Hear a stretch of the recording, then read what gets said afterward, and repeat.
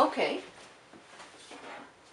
So far, the dog, the phone, and the doorbell were in the last little few minutes. So my sister came over for lunch. We had a nice lunch. I don't know if I showed you this. I don't remember, but this is what came out. I think that's where I ended. I've just kind of folded these.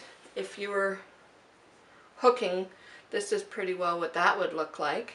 And then if you continued on, it would look like that. And now we're going to do the last two primaries, which would be the red and the blue. So I have my wool soaking, and what I will do is just kind of put the 4 swatches in there.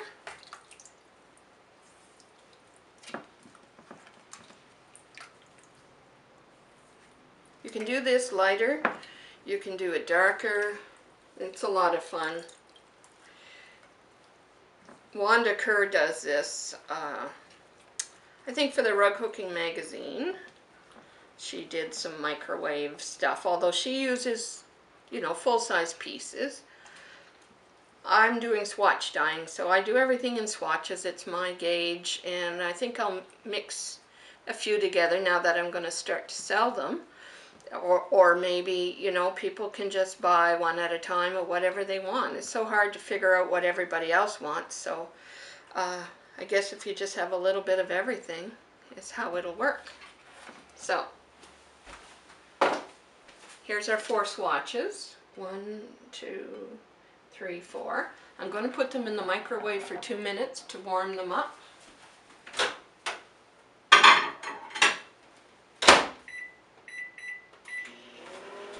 I find that if you warm them up, they just, you know, you avoid the white core, I find, if that happens. So now I'm going to mix blue. I had blue in here, so I'll just take another blue.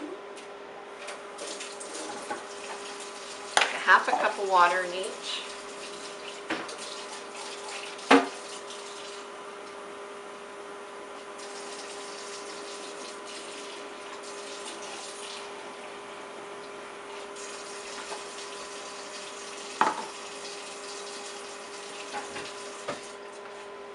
And I will add W9, there's my number there, which is my blue. The formula is already mixed, so all I have to do is take, we'll do 2 tablespoons, so it'll match exactly on what that was before. I'll get my red jar.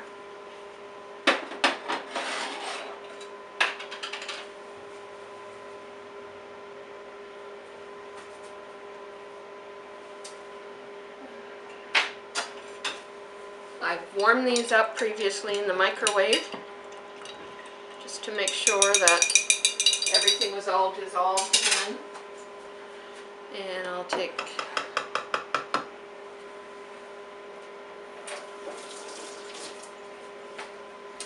and for this I'm going to take, we'll do 2 tablespoons again. I only used 1 tablespoon of the yellow because I want the yellow to be brighter. If you put the 2 tablespoons, you're going to get the deeper gold colors, or you can use less. This will be entirely up to you what you want to do.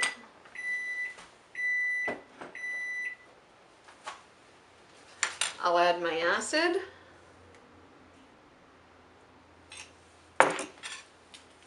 And I'll stir.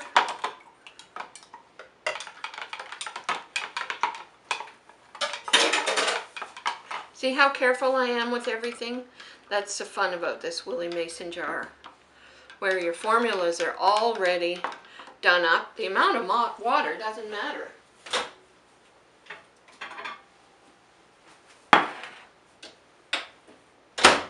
You could put this amount of dye in a bathtub full of water and have this color. You know, the amount of water doesn't matter. It's the amount of dye and acid. So now we want to continue from the blue. So I'm going to put the blue on this side. Again, following the same around the edges first, trying to do about a third. It'll migrate over, but that's what we want because that's where the purple will be. And then the red on this end.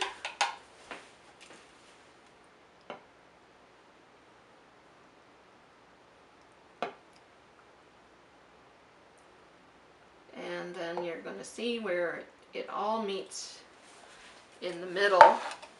And this is where the purple will happen.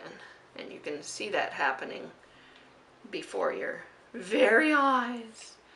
It's like magic.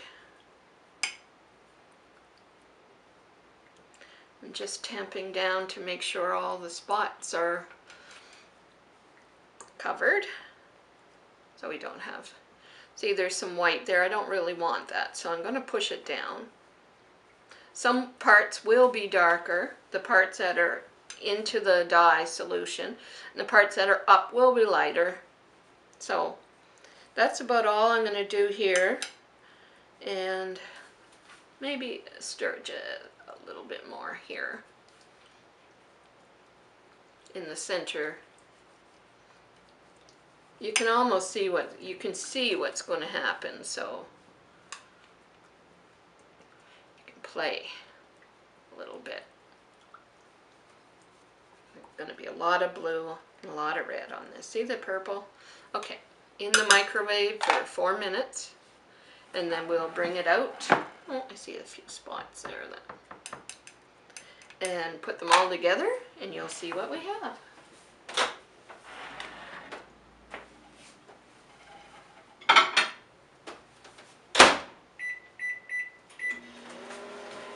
As you can see, I use my kitchen microwave. I don't worry about that. A lot of people do, but as far as I'm concerned, there's just steam coming off of these. These are not toxic dyes like in the old days where there was chrome in it. However, I'm far more worried about eating something that comes out of a microwave that has been heated in a plastic container. Now, that is different. You're actually eating something. But a bit of steam, you know, it's not going to hurt anything. It's just going to, you know, it's just steam, water, condensation, that's all. And then it's very easily, after, you can put a bowl of vinegar in, or a cup of vinegar in a bigger bowl and put it in your microwave for, you know, 5 minutes, let's say, and then just let it sit there. That steam is going to clean your microwave too. So that's my opinion. You can do what you want.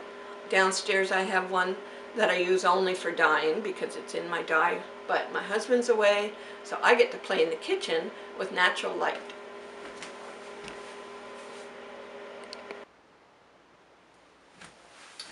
Okay, we're back now. I'm hoping that you were able to see what I just did last time. I realized I hadn't really pushed my work closer to the camera, but anyway, to give you an idea. Now I'm going to check to see if the water has cleared. Well, there's a little bit left. Not too much in the blue, but it's still, in my estimation, until it's all clear, you know, it isn't done. So if I give this a little bit of a push, and maybe a little bit more of a sprinkle. Oh, as we speak, it's coming. Now, just going to give it a little sprinkle of the acid, and you'll see this is going to pick it all up, and the water will clear. And once your water is clear, your wool is set. I know there's a lot of schools of thought. You know, some people say you have to boil it for 30 minutes and whatnot. I really don't know what boiling for 30 minutes is going to do. This is really a reaction that occurs, and when it occurs, it occurs. You can't undo it. The only way you could undo it, because this is acid now, I've added the citric acid. You can use vinegar, if I were to change the pH and add alkaline, which what is in soap and detergent, then I can remove some of the color. That's how people bleed out. So, see, just going to give it a little, so the water's pretty clear. I'm going to take this and put it in my fresh water that I use to rinse.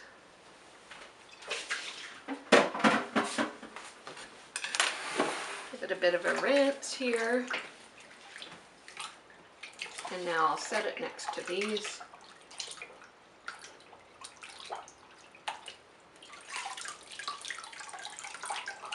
And you'll see that none of the color is coming out. If you were to rinse your wool and color came out, it's not set. But no color came out here. So now this is what we have in the blue going to red. Have no fear.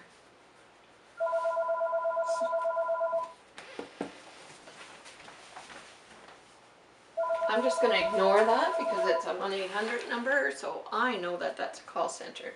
Okay, so now here's our blues to reds. Aren't they beautiful? So, as a summary, I did this first. I didn't show you. This is where I decided I wanted to. And then this I did second. I'm folding them up to kind of give you an idea. You know, they say 4 times what you want to hook, you know. It would give you a length about that. And now I would add 4 times, let's say,